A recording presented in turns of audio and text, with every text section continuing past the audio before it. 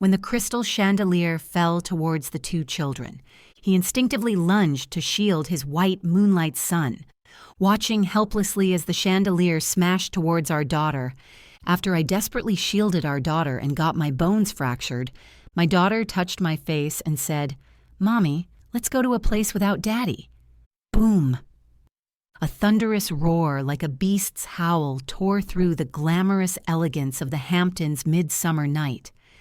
That was the sound of metal snapping, followed by the terrifying wind pressure from a heavy object plummeting down. The massive, antique crystal chandelier above my head, specially airlifted from Europe for tonight's charity gala, broke free from its cables without any warning, crashing down toward the center of the hall with a force that threatened to destroy everything. In that instant, time seemed to have been put on slow motion. My high heels felt rooted to the ground, and fear gripped my heart like an icy cold hand. My gaze instinctively turned to the man just 3 meters away from me. Dylan Thorne, my husband, the man who once vowed at our wedding to protect me with his life. At this very moment he was standing there, still holding a glass of champagne, and between him and me sat 2 children. One was our biological daughter, 5-year-old Haley. The other was the son of his first love, Sierra, 6-year-old Ryan. Both children were within the shadow of the falling chandelier. Dylan. I screamed my heart out, but before the sound could even leave my throat, I saw a scene that froze my blood for the rest of my life. Dylan moved. He didn't hesitate for a moment, didn't even let his gaze linger on Haley for even a tenth of a second. His body was like a fully drawn bow, lunging toward Ryan with a swiftness and determination I had never seen before. He grabbed the boy in one swift motion, rolled on the ground, and used his broad back to form an impenetrable wall for a child that wasn't even his. And my Haley, like a startled fawn, stared blankly at her father's retreating figure, those big purple grape-like eyes reflecting the ever-growing shadow of crystal. No. Maternal instinct instantly overwhelmed all reason and fear. Like a madwoman, I threw myself forward with all my strength. At that critical moment, I pressed Haley's small body tightly beneath me, using my back to face the disaster falling from above. Bang! The massive impact slammed hard into my right shoulder and back. I heard the sound of bones shattering, crisp, piercing like dry branches being snapped underfoot. Immediately after came the sound of countless crystal shards exploding outward, like dense raindrops, slicing through the dress on my back, piercing into my skin. Excruciating pain. It was an excruciating pain that could make one's soul leave their body, but I didn't dare move, didn't even dare breathe loudly. I clenched my teeth tightly, using my intact left hand to protect the back of Haley's head, hiding her entire body in my arms without a single gap. The deathly silence in the hall lasted for 3 seconds, then erupted into terrified screams. "Oh my God, call an ambulance, call 911 now, and is there a doctor? Someone's hurt here." The commotion surged like a tidal wave, but all I could hear was a ringing in my ears. I struggled to lift my head, my vision blurred from the pain, but I still looked at Haley first. The little one in my arms was completely unharmed, but her usually rosy little face was now as white as paper, her lips slightly purple, gasping violently. It was stress-induced asthma. "Haley, don't be scared, Mommy's here." I endured the excruciating pain that nearly made me pass out, trembling as I tried to reach for her medicine.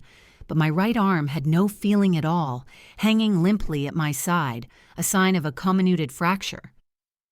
"Dylan, the medicine. Haley's medicine," I called out weakly, trying to find that man. Not far away, at the edge of the debris, Dylan was half kneeling on the ground, holding Ryan tightly in his arms.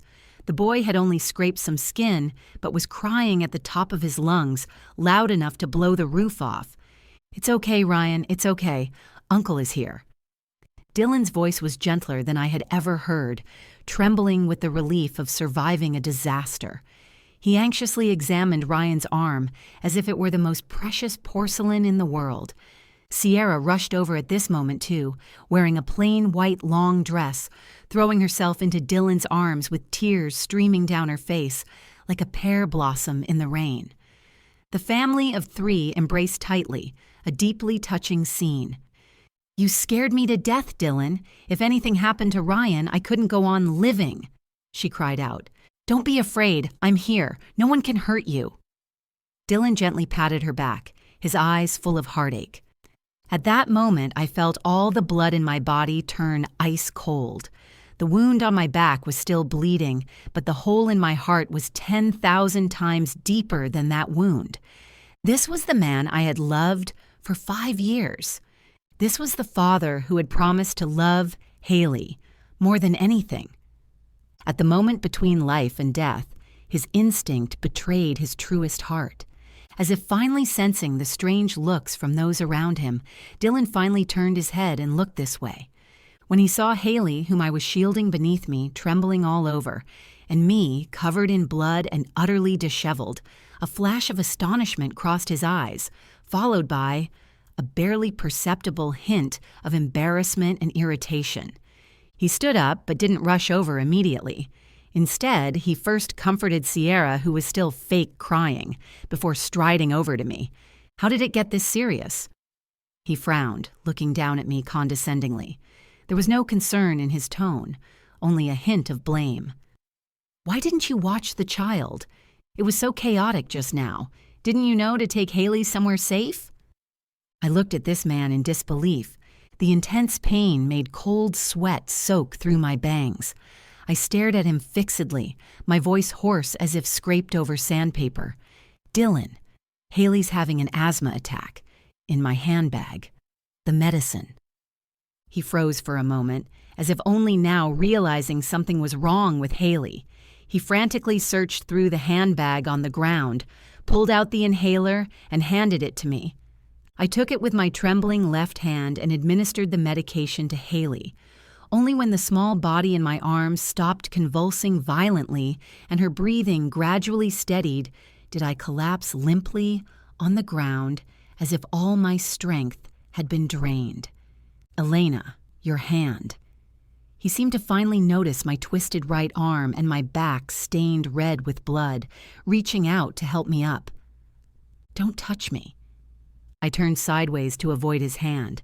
It wasn't playing hard to get, it wasn't throwing a tantrum, but a visceral disgust. Just then, the ambulance sirens grew from distant to near. Several paramedics rushed in and lifted me and Ryan onto separate stretchers. "Family! Who's the family?" a paramedic shouted. Dylan stood between the two stretchers, his gaze shifting between me and Ryan. Sierra let out another well-timed cry. "Ryan, does your head feel dizzy? Is it a concussion? Oh my God, doctor!" Ryan immediately played along, closing his eyes and whimpering about the pain. Dylan's gaze instantly turned resolute. He turned to look at me, speaking rapidly. "Elena, you're an adult. You can take care of yourself. Ryan is still young, and Sierra will be scared alone. I need to stay with them. My assistant will be here any minute. He'll accompany you to the hospital." After saying that, he didn't even wait for my response, turned around and rushed onto the first ambulance following the stretcher carrying Ryan. The door slammed shut with a bang, cutting off my entire view. I lay on the cold stretcher, looking at the brilliant starry sky of the Hamptons, feeling nothing but utter irony. This was my marriage. This was the love I once took pride in. Haley beside me gripped my uninjured left hand tightly. She didn't cry, just kept her big eyes wide open, staring fixedly at the ambulance carrying her father away. In those eyes, there was a deadness that didn't belong to a 5-year-old. "Mommy," she called me softly, her voice light as a feather. "I'm here. Does Daddy not want us anymore?" This single sentence was like a rusty, dull knife, sawing back and forth across my heart. I took a deep breath, held back the stinging in my eyes, and gripped her small hand with all my strength. "Haley, remember, I looked into her eyes and said, enunciating each word, "From today on, we don't need him anymore." The ambulance sped into the night with its sirens wailing. I knew my arm was broken, but I also knew that some things, though shattered, finally let me see reality for what it was. Dylan Thorne, since you've made your choice, don't ever think about turning back. The emergency room at New York Presbyterian Hospital was always filled with the smell of disinfectant and hushed whispers. My right arm had just been wrapped in a heavy cast, hanging in front of my chest like a clumsy white cocoon. The painkillers were starting to wear off, and the dull ache in my bones was eroding my nerves, wave after wave like the tide. I sat on the bench in the hallway with the still silent Haley beside me. She was pressed close against me, clutching the now empty inhaler in her hand. "Mommy, does it hurt?" She looked up. Those eyes that should have been filled with childlike innocence were now as calm and cold as a late autumn lake. "It doesn't hurt, sweetie." I gently stroked her soft golden brown curls with my left hand, a trait inherited from Dylan. Just then, a burst of cheerful laughter came from the end of the hallway. That laughter was too grating, completely out of place in the lifeless emergency area. I instinctively looked up, my gaze passing through several half-open glass doors, landing on that VIP observation room. It was bright inside, with warm, cozy yellow lighting. Dylan was sitting by the hospital bed holding an ice cream cone in his hand, patiently feeding it to Ryan on the bed. "Eat slower. No one's going to take it from you." Even through the glass, I could imagine that dripping tenderness in his voice. Ryan had a Band-Aid on his forehead that was his only injury. He was taking big bites of ice cream while smugly swinging his legs. Where was any trace of a concussion? Sierra sat to the side, thoughtfully wiping the beads of sweat from Dylan's forehead with a tissue. The scene of the three of them smiling at each other was so harmonious, like a perfect oil painting. That was a real family of three, while Haley and I were like stains that had wandered into this painting, redundant and awkward. Haley saw it too. Her little hand suddenly tightened, her nails even digging into my palm. But she didn't cry, didn't even let out a single question. She took out her sketchbook and crayons from her little backpack, lowered her head, and started scribbling hard. That was the coping method she learned from her therapist. Ever since Dylan first stood her up for her birthday party for Sierra and her son 2 years ago, she had become more and more silent. Drawing had become her only outlet. I watched the lines she drew. It was a black painting, a black house, black trees, and a man in a black suit, walking away from a little girl with his back turned to her. And at the very bottom of the drawing, with her childish strokes, she had scrawled a crooked line of English. "A world without Daddy." This line of words completely shattered the last bit of hope in my heart. I was wrong.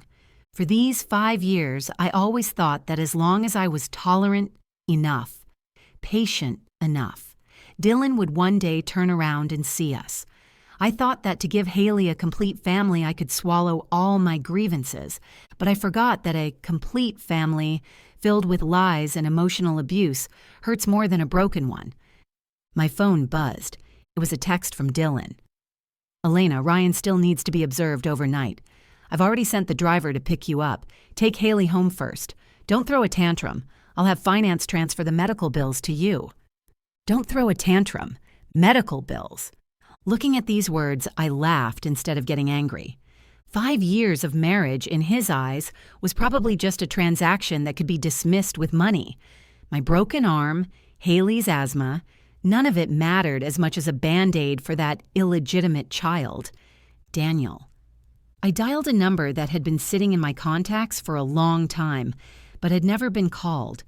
It was New York's top divorce lawyer, Daniel Kim. He was my college senior and one of the few friends I could trust in this city. The phone was answered after just one ring. "Elena, it's so late. Is something urgent?" A clear and steady male voice came from the other end, carrying a hint of barely noticeable concern. "Daniel." I took a deep breath. Even though my voice was trembling from the pain, my tone was unprecedentedly resolute. I want a divorce. The other end of the phone fell silent for a moment, then came the sound of papers flipping and a clearer response. "Where are you? I'm coming over now." Half an hour later, Daniel appeared at the emergency room entrance in a dark gray tailored suit. He glanced at my arm in a sling, and in those eyes that were usually calm and sharp, a terrifying coldness flashed for an instant. But he didn't ask anything, just walked over quickly, took off his coat, and gently draped it over my shoulders. At that moment, the chill of being abandoned by Dylan in the cold wind was finally dispelled a little. "I've already drafted the agreement." He took out a document from his briefcase, his voice low and powerful. "According to your request, you waive the property division, but you must obtain full custody of Haley. Based on my understanding of Dylan, as long as you don't take his money, that child is just a burden to him. He'll sign it." I took the document, looking at the dense clauses on it. That was my ticket to freedom. "Thank you, Daniel." "Don't thank me." He looked at me, his gaze profound. "Alina, you deserve better. Now go end this nightmare." I stood up, holding Haley's hand with my left hand, documents in my right, and accompanied by Daniel, walked step by step toward that VIP ward filled with laughter. With every step, my wound ached, but my heart grew lighter and lighter. The moment I pushed open the door, the laughter in the room came to an abrupt halt. Dylan was feeding the last spoonful of ice cream into Ryan's mouth. When he saw me, the smile on his face instantly froze, then turned into impatience. "Elena, didn't I tell you to go home first? Why are you still here?" He stood up with a frown, even instinctively shielding Sierra and her son behind him, as if I were some kind of monster. "Haley needs rest. Why are you dragging her around? You're getting more and more senseless." That was his first reaction. No concern, no guilt, only blame. Sierra hid behind him, showing a timid expression. "Elena, please don't blame Dylan. It's all because Ryan's health is poor." "Shut up!" I coldly spat out those two words. My voice wasn't loud, but it carried a deterrence I'd never had before. Sierra froze, seemingly not expecting the usually meek me to have such an aura. I let go of Haley's hand and gestured for Daniel to take her outside the door. Some filthy scenes don't need to dirty a child's eyes. Then I walked up to Dylan and with my intact left hand, slammed the divorce papers hard against his chest. A crisp slap rang out, exceptionally clear in the quiet hospital room. "Dylan Thorne, we're getting divorced." Dylan was stunned. He lowered his head to look at the document scattered on the floor, the large divorce on the cover stinging his eyes. "Are you crazy?" He jerked his head up, his eyes filled with disbelief and absurdity. "Just because of this little thing tonight? Elena, stop being so unreasonable. I just comforted a frightened child, and you're threatening me with divorce? Little thing?" I pointed at my broken arm, my smile bleak. "My arm is broken. Haley nearly went into shock from an asthma attack, and in your eyes, this doesn't compare to your bastard's scraped skin?" Hearing the words, "bastard," Dylan's expression shifted, and Sierra's face turned deathly pale. "Don't spout nonsense." He was somewhat flustered and angry. "Ryan is innocent. And I sent my assistant to look after you. What more do you want?" "I don't want anything." I looked at him calmly, as if looking at a stranger. "Sign it. I'll leave with nothing. I just want Haley." Dylan stared at me intently, seemingly trying to find even a trace of joking on my face, but he failed. The determination in my eyes made him feel an inexplicable sense of panic. But he was also a man so proud he was arrogant. In his eyes, I, the housewife who couldn't survive without him, had no right to bring up divorce. "Good, very good." He laughed in fury, picked up the pen from the ground, and signed his name with quick strokes. "Elena, you asked for this. Don't think you can still live that life of luxury after leaving the Thorne family. Don't come crying to me begging to remarry." He was certain I would regret it. He was certain I couldn't live without him. Looking at that flamboyant signature, I only found it utterly laughable. Don't worry, that day will never come. I put away the documents, turned around, and left without a trace of reluctance. At the doorway, I stopped, with my back to him, and left my final words.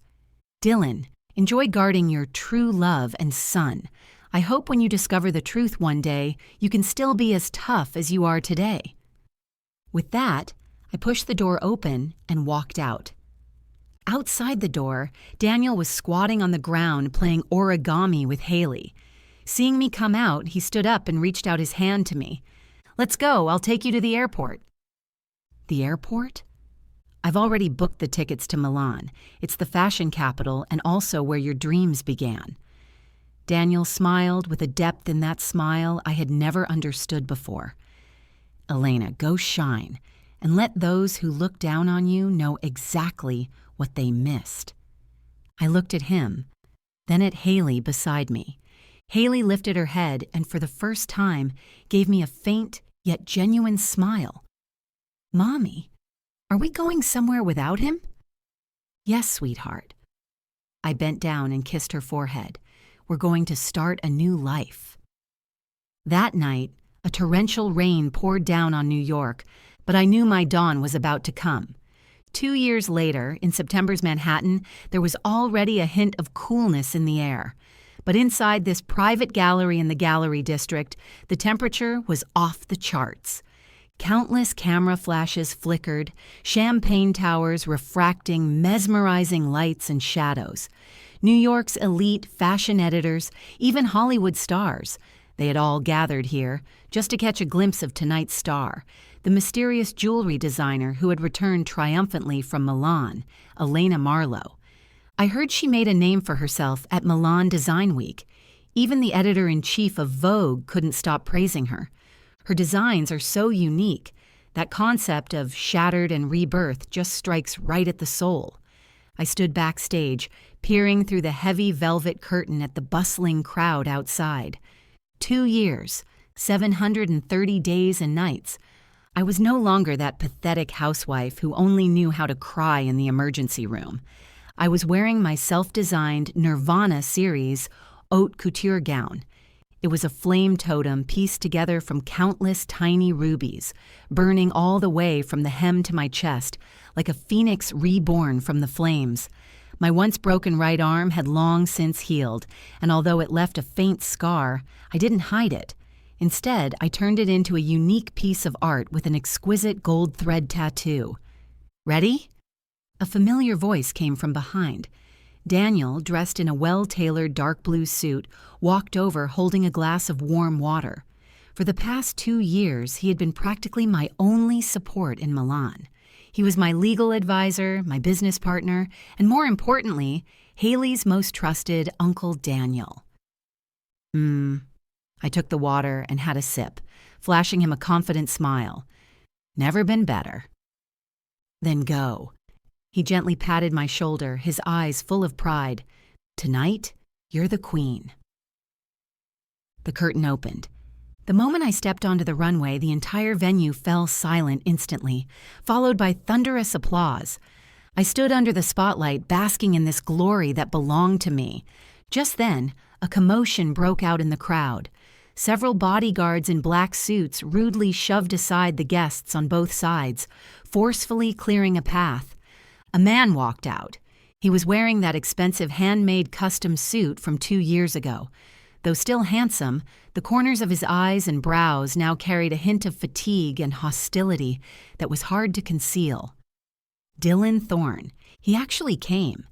He was holding a large bouquet of vibrant red roses, which looked tacky and out of place in the minimalist black, white, and gray art exhibition hall.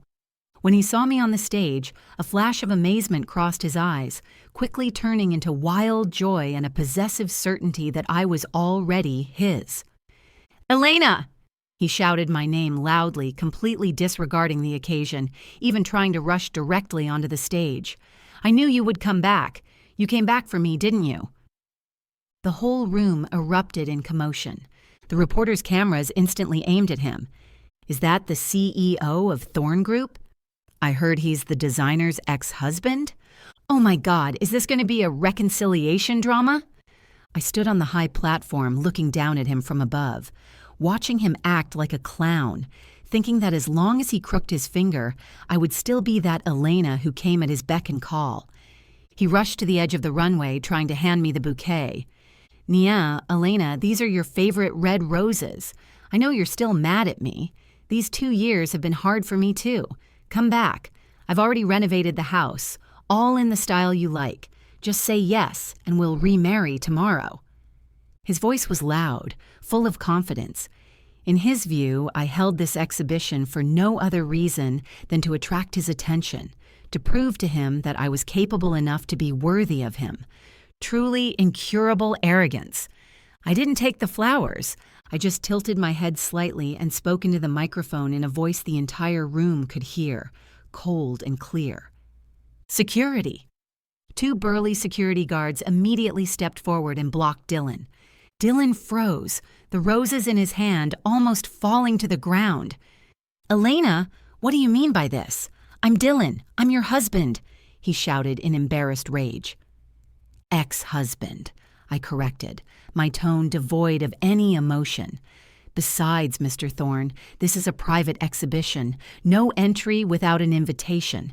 Please have some self-respect. Dylan's face turned the color of pig liver. He probably never imagined that one day he would be publicly expelled by me. "Stop pretending." He pointed at the dress I was wearing, flustered and exasperated. "Isn't this dress you're wearing to commemorate our wedding? This red, isn't it the color of the toasting dress from our wedding? You clearly still have me in your heart." Hearing this, a few low snickers came from the audience below. I looked at him as if looking at an uncivilized savage. "Mr. Thorne, perhaps you need to take some fashion classes." I casually flicked my skirt. This is the signature piece of my Phoenix series, inspired by rebirth after destruction. As for the red, I paused, my gaze becoming sharp as a blade. That's the color of blood, the blood I bled dry that night in Hampton 2 years ago. Dylan's body jolted violently, as if he had been punched hard, his face turning deathly pale in an instant. What happened 2 years ago was undoubtedly a thorn in his heart. No matter how much he deceived himself, he couldn't erase the truth of that night. The murmuring around grew louder, and quite a few people started pointing at him. Just then, Daniel walked onto the stage, naturally standing beside me in a protective stance, blocking Dylan's aggressive gaze. "Mr. Thorne." Daniel pushed up his gold-rimmed glasses, his tone gentle yet concealing a sharp edge. "According to the divorce agreement my client signed with you, you have no right to interfere with her normal work and life. If you continue to harass her, I don't mind applying for a restraining order from the court." Dylan stared fixedly at Daniel, the jealous fire in his eyes nearly bursting forth. "Who are you? This is between us as husband and wife. It's not your place to interfere." "I am Miss Elena's fiancé." The moment Daniel said this, the whole room erupted again. Even I turned to look at him with some surprise, but he just winked at me, his warm hands gently holding my slightly cold fingertips. At that moment, I didn't refute. I let him hold my hand, feeling the warmth from his palm. That was the strength supporting me to stand here. Dylan completely broke down. "Fiancé? Impossible. Elena only loves me." He tried to break through the security guards like a madman. "Elena, say something. Tell him. You're mine." "Take him away." I waved my hand impatiently. The security guard stopped being polite, grabbing Dylan and dragging him out. In full view of everyone, he was thrown out the door like a stray dog, that expensive bouquet of red roses trampled to mush, just like his pathetic pride. The banquet continued. No one mentioned that little episode again. In this arena of fame and fortune, losers don't deserve sympathy. After the dinner ended, Daniel drove me home. The car stopped downstairs of my apartment building. I unfastened my seatbelt and looked at him. "Just now, thank you for helping me out of that situation." "It wasn't just to help you out." Daniel turned his head, and in the dim light of the car, his gaze was so serious it made my heart skip a beat. "Elena, what I said was true. I'm waiting for you. Always have been." I froze. "No need to rush to answer me," he smiled, reaching out to tuck the stray hair by my ear. "I know you need time, but I want you to know, whenever it is, as long as you look back, I'll be right here." My heart felt like it was gently bumped by something, aching and swelling. I didn't say anything, just gave him a grateful smile, then pushed the door open and got out of the car. Pushing open the front door, warm light greeted me. 7-year-old Haley was lying on the carpet drawing. Hearing the noise, she immediately dropped her brush and flew into my arms like a happy little bird. "Mommy, you're back, baby." I picked her up and gave her a big kiss on the face. "Where's Uncle Daniel?" She peeked out the door. "Uncle went home." "Oh." Haley pouted with some disappointment. "I wanted to show him my new drawing." I smiled and ruffled her hair, my gaze falling on that piece of drawing paper. In the drawing, it was still that house with the big garden, still with the bright sun. But this time, in the daddy spot that had always been empty, there was now a tall figure wearing a dark blue suit and glasses. It was Daniel. Looking at that drawing, my eyes grew a little moist. Perhaps some wounds had truly been filled by love. Just then, my phone started vibrating frantically. It was an unfamiliar local number. I hesitated for a moment, then answered. On the other end of the phone was an unfamiliar female voice, choked with sobs, with the chaotic sounds of sirens and the beeping of machines in the background. "Is this Mr. Thorne's ex-wife? This is Mount Sinai Hospital Emergency Center. Mr. Dylan Thorne just collapsed here because his son, Ryan Miller, was in a serious car accident." My hand holding the phone tightened slightly. Finally, it's here. That castle built on lies is finally about to crumble. "I am," I replied calmly, "but I'm not a doctor. I can't help." "No, ma'am, the situation is special." There was a hint of anxiety and something strange in the nurse's voice. "The patient is bleeding heavily and urgently needs a transfusion.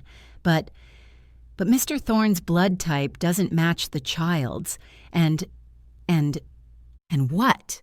And according to preliminary tests, from a genetic standpoint, Mr. Thorne absolutely cannot be this child's father."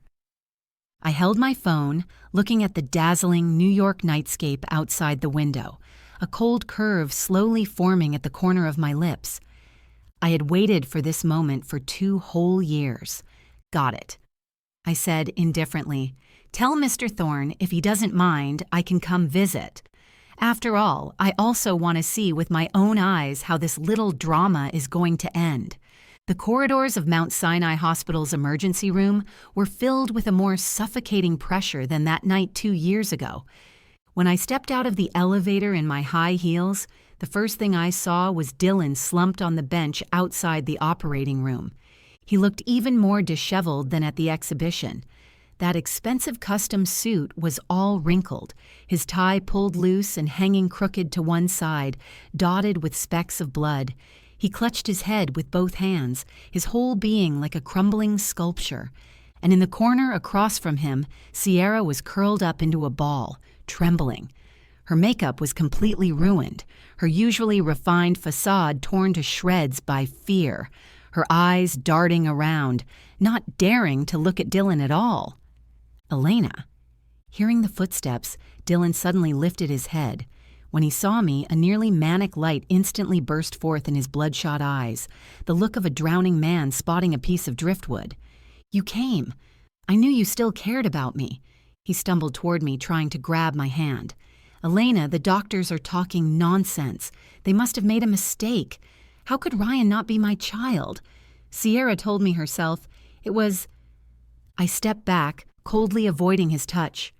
Daniel stepped in front of me at just the right moment, like an insurmountable wall. "Mr. Thorne, please compose yourself." Daniel's voice wasn't loud, but it carried an unquestionable authority. Just then, the emergency room door opened. The attending doctor came out holding a report, brows tightly furrowed, his expression so serious it made people's hearts race. "Who is the patient's family?" "I am! I'm his father!" Dylan practically roared as he rushed to the doctor, grabbing the doctor's white coat. "How's my son? Why haven't you given him a blood transfusion yet? I pay so much money to support you people, and you can't even handle this little thing." The doctor frowned and pushed his hand away, his tone carrying a hint of professional coldness and helplessness. "Mr. Thorne, please calm down. We've already urgently requested blood from the blood bank, but because the patient has very rare Rh-negative type O blood, the stock is extremely limited, and we're still waiting for allocation." "What Rh-negative? What type O?" Dylan froze, his eyes blank. "I'm type AB, Sierra is type O. How could Ryan possibly be Rh-negative type O?" The doctor sighed, handed him the report, and said in an almost cruelly calm tone, "Mr. Thorne, this is exactly what we need to confirm with you. According to basic genetic laws, a father with type AB blood and a mother with type O blood can only have children with type A or type B. Absolutely, absolutely impossible to have a child with type O blood. Unless—" The doctor pushed up his glasses, casting a meaningful glance at Sierra in the corner. "Unless an extremely rare genetic mutation occurred, with a probability of about 1 in 10 million. Or, from a biological standpoint, you are not this child's father." Boom! It was as if a bolt of lightning had split open Dylan's chaotic mind. He held that thin report, his hands shaking like he had Parkinson's. He recognized every single letter on it, but strung together, they became incomprehensible gibberish. Type A, B, type O, not a match. No, impossible. He muttered to himself, suddenly whipping around and staring dead at Sierra. "Sierra, what the hell is going on? Say something." Sierra's face had already gone deathly pale with fear. She dropped to her knees with a thud, crying her heart out. "Dylan, let me explain. The hospital made a mistake. It has to be their mistake. Ryan looks so much like you. How could he possibly not be your child?" "Like me?" Dylan let out a shrill, cold laugh. He strode over and grabbed Sierra's chin, forcing her to look up. "How does he look like me? For the past 6 years, every time I took him for a checkup, you made up excuses to keep me from seeing the reports. Every time I wanted to do a paternity test for household registration, you cried and said I didn't trust you, that you'd take the child and kill yourself. I'm such a fool. I actually believed your bullshit." Dylan's hand was trembling, gripping so hard he nearly crushed Sierra's jawbone. "Talk! Whose bastard is that kid?" Sierra screamed in pain, tears and snot smeared all over her face. "I'll talk! I'll talk! It was that bartender's from back then. But I really didn't know. I always thought he was yours. Dylan, I'm begging you, for the sake of all these years we've been together, please save Ryan. He's just a child." "Bartender?" Dylan seemed like he had heard some enormous joke. He let go of his hands and staggered back a few steps until his back hit the cold wall. For a bartender's son. He abandoned the wife who had been through thick and thin with him. He neglected his biological daughter who adored him with all her heart. When the earthquake struck, he pushed his own flesh and blood into danger with his own hands, yet shielded that bastard child beneath him. "Ha ha ha ha ha ha!" Dylan suddenly burst into laughter, shrill and desperate, echoing through the empty corridor, sending chills down one's spine. As he laughed and laughed, tears began streaming down his face. He turned his head and looked at me, who'd been watching coldly from the sidelines. In that moment, the light in his eyes was completely extinguished, leaving only endless despair and deathly silence. "Elena." His voice was impossibly hoarse. "You knew all along, didn't you?" I looked at him without a ripple of emotion in my heart. 2 years ago, on the day I signed the divorce papers, I warned you. I said calmly, I I hope that when you discover the truth someday, you can still act as tough as you did that day. Unfortunately, you were too confident. You never believed I would leave you, nor did you believe Sierra would deceive you. Your arrogance blinded you. You yourself destroyed all of this with your own hands." Dylan painfully closed his eyes, 2 streams of tears sliding down his cheeks. He suddenly remembered many things. He remembered when Haley was just born, holding that soft little bundle, swearing to give her the best love in the world. He remembered on Haley's 3rd birthday, because of one phone call from Sierra saying Ryan had a fever, he left behind a room full of guests and a crying Haley.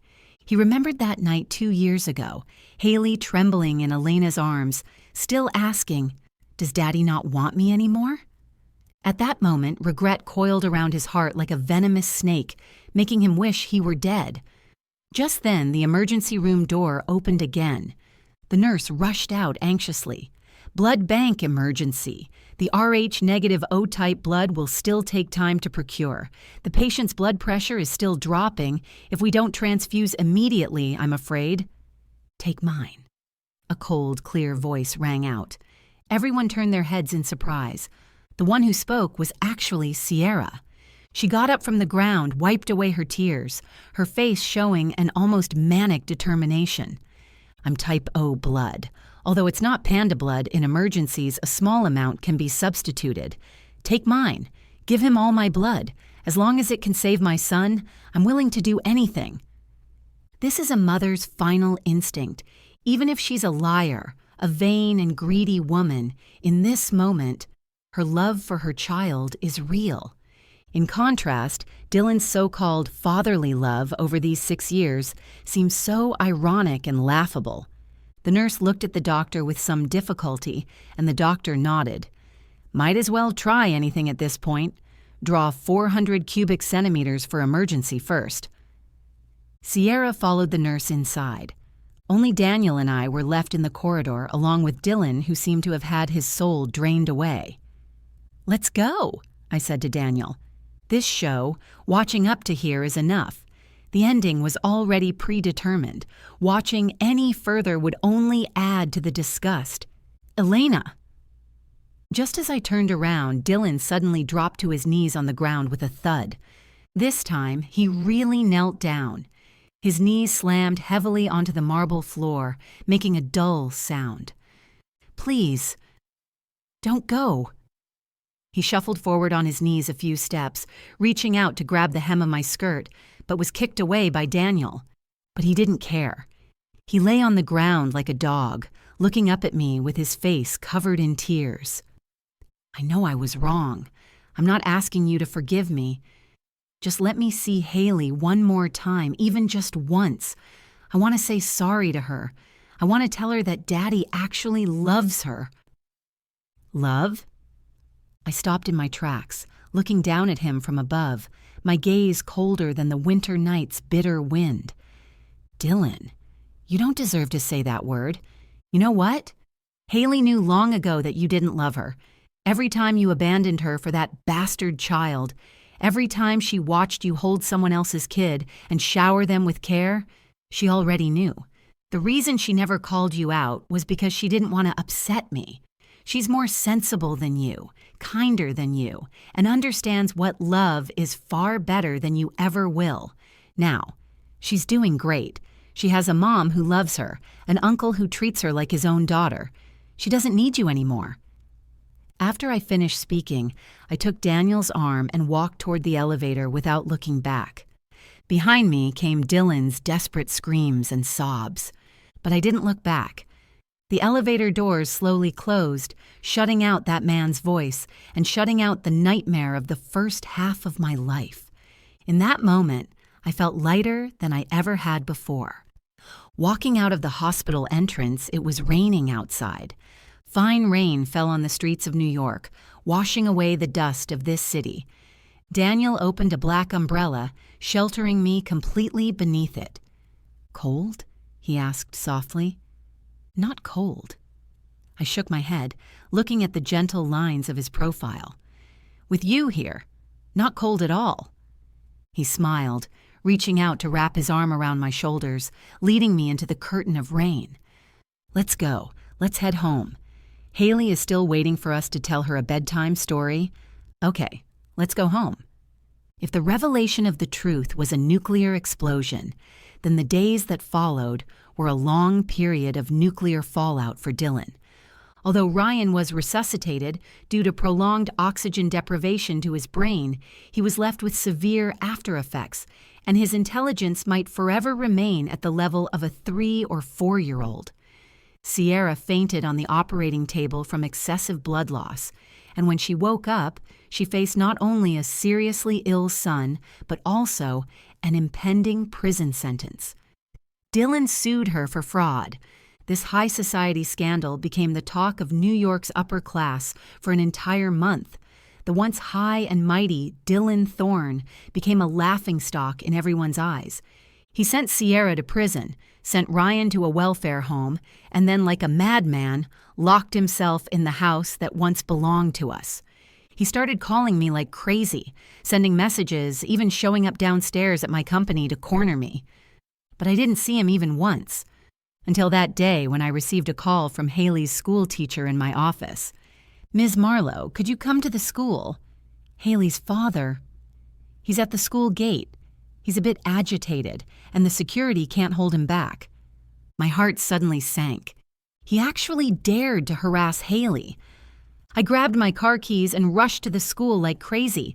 Daniel was in a meeting, but I couldn't care less. When I rushed to the entrance of that private elementary school in the Upper East Side, I saw Dylan being pinned to the ground by 2 security guards. His once crisp suit was now covered in dust, his hair disheveled, and that face that once captivated countless women was now stubbly and haggard, like a homeless man. And Haley was being shielded behind the teacher, her little face filled with terror. "Haley, it's Daddy! Don't you recognize Daddy?" Dylan struggled to lift his head, his eyes frantic and desperate. "Daddy bought you your favorite Barbie doll. Look! It's even the limited edition one." He was clutching tightly onto a crushed and deformed Barbie doll gift box, the gift that 2 years ago Haley had cried and begged him to buy, but he had casually brushed off to take Ryan to the amusement park instead. What was the point of buying it now? "Stop!" I rushed over, pushed the security guards aside, and swept Haley into my arms. Feeling the little body in my embrace trembling violently, my rage instantly burned away all reason. "Dylan, have you gone crazy enough?" I pointed at his nose and yelled, "This is a school! If you dare scare Haley again, I'll call the police and have you rot in prison." Seeing me, the frenzy in Dylan's eyes faded slightly, replaced by deep pleading. "Eileen, I just want to see the child. I really just want to see her." He scrambled up from the ground, trying to get closer, but was pushed back by the disgust in my eyes. "I know I wronged Haley before. I want to make it up to her. I have money. I have a lot of money. I can give Haley the best education. I can—" "She doesn't need it!"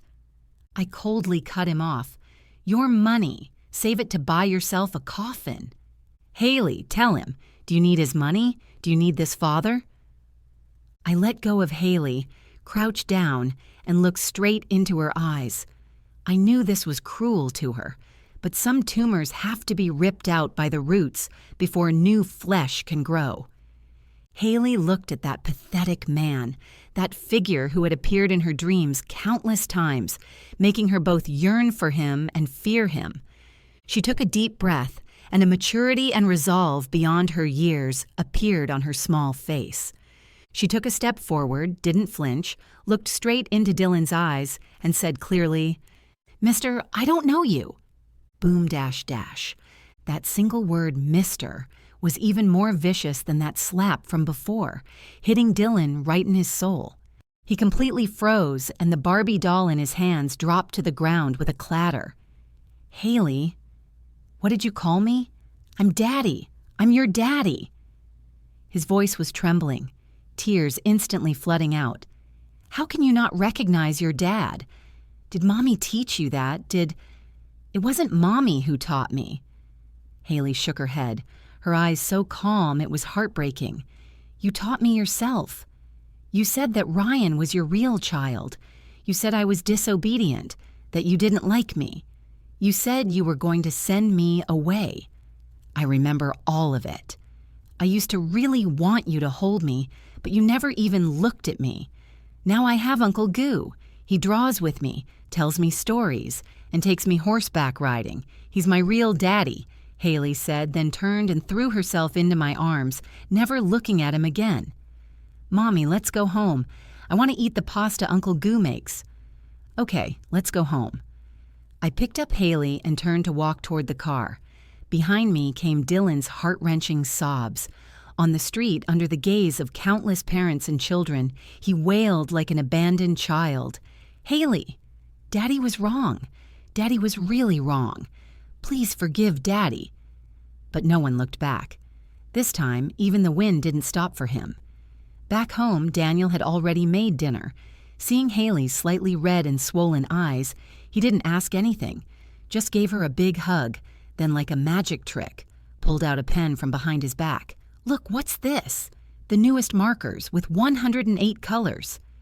Haley's eyes instantly lit up, all the gloom swept away. Watching them laughing and playing around in the living room, I leaned against the doorframe, feeling that the void in my heart was finally completely filled. In the following months, Dylan completely disappeared, but I knew he was still watching us. Sometimes when coming home from work, I would feel someone following behind me, but when I turned around, there was nothing. Sometimes a bouquet of flowers or some expensive children's toys would mysteriously appear at the front door, and I threw them all straight into the trash. Until that day, I received a court summons. Dylan was suing for a custody modification. He hired the most expensive legal team in New York, claiming that although my financial situation had improved, as a single mother, I couldn't provide the child with complete fatherly love and the best environment for growth. He was willing to put up 10% of the Thorn Group's shares as a trust fund for Haley, as long as he could get custody back. 10% of the shares. That was an astronomical figure of billions of dollars. He was declaring war on me with money. On the day of the hearing, heavy snow fell in New York. I wore a black professional suit and walked into the courtroom on Daniel's arm. Dylan sat at the plaintiff's seat, having lost a lot of weight, his eye sockets sunken, looking sinister and crazed. When he saw Daniel beside me, his gaze looked like he wanted to devour someone. The trial was intense. Dylan's lawyer was aggressive, listing countless so-called evidence, trying to prove that I was unfit to raise a child. Your Honor, although. My client has made some mistakes in the past. He has deeply reflected on them. He is the child's biological father and has substantial financial resources to provide the best material conditions for the child. While the defendant now has a job as a designer, she often has to work overtime and travel on business and simply doesn't have enough time to accompany the child. Moreover, the lawyer glanced at Daniel with contempt. The defendant is currently cohabiting with an unmarried man, which is also a potential destabilizing factor for the child's growth environment. I was shaking all over with anger. Daniel patted the back of my hand reassuringly, stood up, adjusted his collar, and walked toward the judge's bench unhurriedly. Your Honor, regarding the plaintiff's lawyer's accusations, I only have a few points to state. He took out a thick document, his voice clear and powerful. First, regarding companionship. This is a complete record of all the time my client, Miss Elena, has spent with the children over the past 2 years, including every parent-teacher conference, every outdoor activity, every weekend. As for the plaintiff, he took out a photo. It was a scene from the emergency room 2 years ago, where Dylan was feeding Ryan ice cream while Haley was drawing in the corner. At the moment when his child's life was in danger, what was he as a father doing? Is this his so-called fatherly love? Dylan's face instantly turned deathly pale. Second, regarding financial capability, my client is not only a renowned designer, but also one of the partners of Brilliant Star. Her income is sufficient to provide the child with a comfortable life. As for those billions in trust funds, Daniel sneered and pulled out a piece of paper from the documents. "This is the financial report of Thorn Group for the past 6 months. Due to poor decisions and the impact of scandals, the group's stock price has already dropped by half, facing a serious debt crisis. The so-called billions are nothing but empty promises." Finally, regarding cohabitation without marriage, Daniel turned around, looked at me with tender eyes, then took out a red velvet box from his pocket. In front of everyone's eyes in the solemn courtroom, he got down on one knee. "Miss Elena Marlowe, will you marry me? Let me rightfully become Haley's father and take care of you both for the rest of our lives?" The whole courtroom was in an uproar. The judge even forgot to bang his gavel. Dylan abruptly stood up, his eyes bloodshot. "Daniel, how dare you!"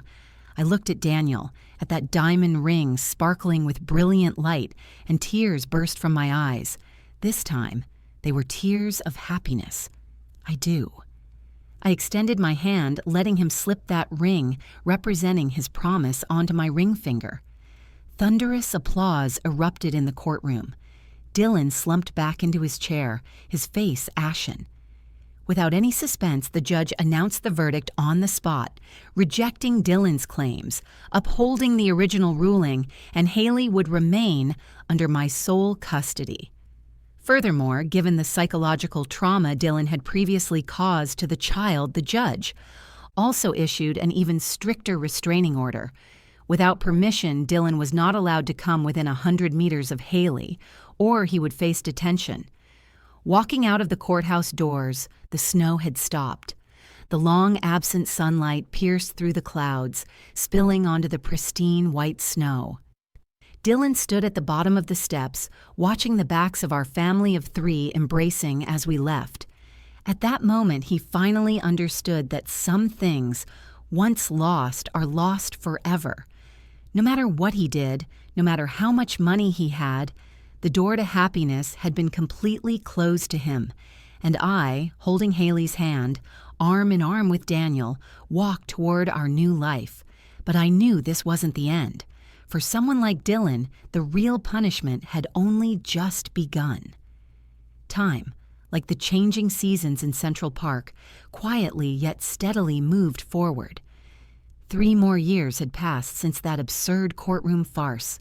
In these 3 years, my life seemed to have hit the accelerator.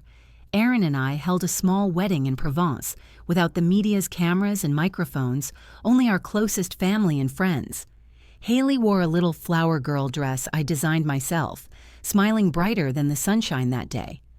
Under my leadership, Brilliant Star successfully opened up the North American market. The Rebirth series I designed not only won the International Jewelry Design Award that year, but also became a symbol of strength and courage in the hearts of countless women. I finally became the person I once envied the most. As for news about Dylan Thorn, it was like a wind that occasionally drifted past my ears, growing thinner and more desolate. I heard that under his stubborn management, Thorn Group ultimately couldn't survive the debt crisis and was maliciously acquired by competitors. The once mighty Wall Street tycoon became penniless overnight, even burdened with massive debts.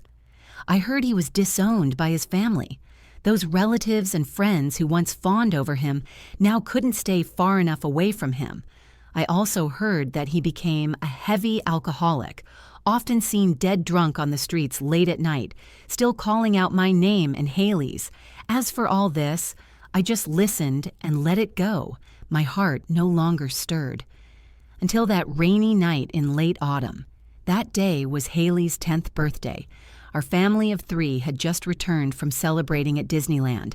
The car was driving along Fifth Avenue, the windshield wipers tirelessly sweeping the glass, making rhythmic sounds.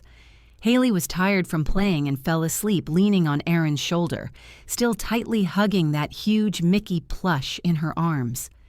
Aaron steadily supported her with one hand while gently holding my hand with the other, warm jazz music flowing through the car.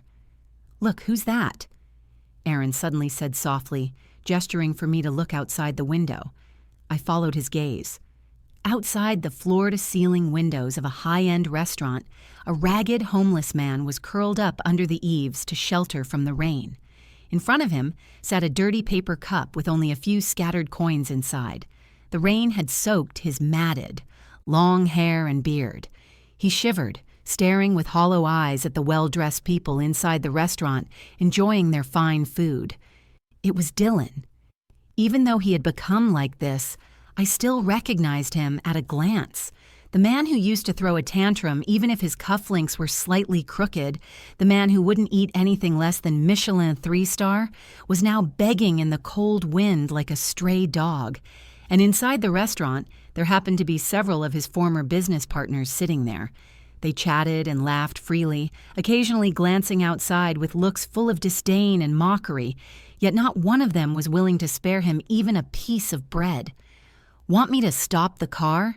Aaron asked me, his tone containing no sympathy, only inquiry.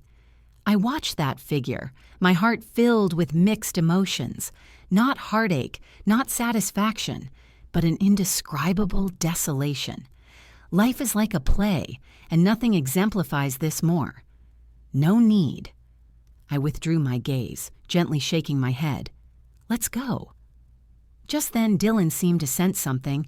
He suddenly raised his head, his gaze piercing through the heavy curtain of rain, meeting my eyes directly. What kind of eyes were those? Clouded, desperate, regretful, ashamed. All emotions intertwined together, finally turning into a pool of stagnant water. He saw me sitting in the luxury car, warm and elegant. He also saw the man beside me who showered me with endless love, and the daughter sleeping soundly and sweetly. His lips moved, as if wanting to call my name, but in the end couldn't make a single sound. He lowered his head, looking at his filthy hands that once signed billion-dollar contracts, hands that once heartlessly pushed away his wife and daughter. Now these hands held nothing but emptiness. The light turned green. The car slowly started, leaving that figure far behind. I glanced one last time through the rearview mirror. I saw that man in the pouring rain slowly and heavily fall to his knees. He buried his head deep between his arms, letting the cold rain wash over his long, rotten soul. "What's wrong?" Haley woke up groggily, rubbing her eyes. "It's okay, baby." I turned around, helped tuck the blanket around her, and pressed a kiss on her forehead. "Go back to sleep. We're almost home." Haley nuzzled against Aaron's shoulder, then drifted back into deep sleep. Aaron held my hand tightly, the warmth from his palm passing through, dispelling the chill that had surged into my heart in that instant. "It's all in the past now," he said. "Yeah, it's all over." I looked at the road ahead, illuminated by the headlights, a relieved smile tugging at the corners of my lips. The rain had stopped. A sliver of faint light appeared at the horizon. It was the first light before dawn. The new life belonging to me, Haley, and Aaron was only just beginning. And as for Dylan Thorne's story, after this heavy rain, it finally came to a complete and utter end. He would spend the rest of his life chewing on that belated, useless regret, one powerful enough to consume him whole. This was the cruelest, yet also the most just ending for him.